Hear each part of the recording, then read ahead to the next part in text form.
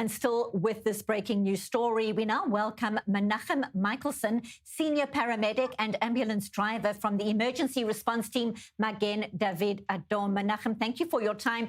You were first on the scene of this ramming and stabbing attack at the Gush Etzion junction. Talk us through what you saw there. Tell us more.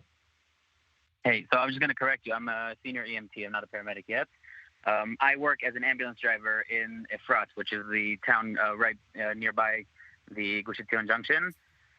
I obviously was called by our Moked immediately after the incident and was sent to go assist. The ambulance I drive is not bulletproof, so I was asked to wait for a couple minutes right before the actual junction just to get the final clearance okay from the IDF that we can actually approach. When I got to the scene, medical units of the Army had already started taking care of the badly wounded woman who was at the scene. When I got there, we saw the terrorists who were shot down by the soldiers on site, as well as two other wounded men who were walking around in the junction, and the one victim who was killed, who was also laying there beside the road.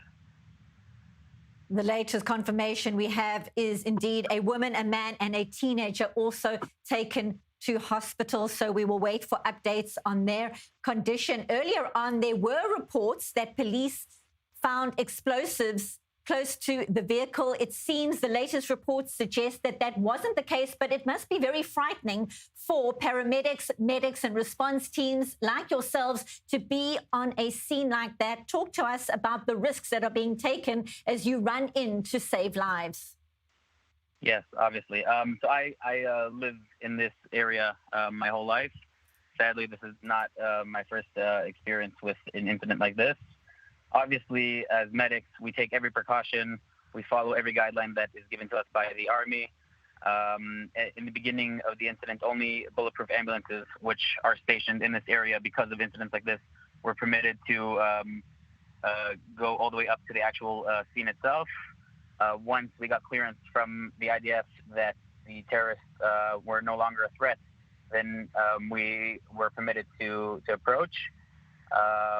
We have in our ambulances bulletproof vests and helmets specifically for incidents of this nature. Like I said, I've been working here for a while as an ambulance driver, and sadly this is not my first experience with this kind of incident.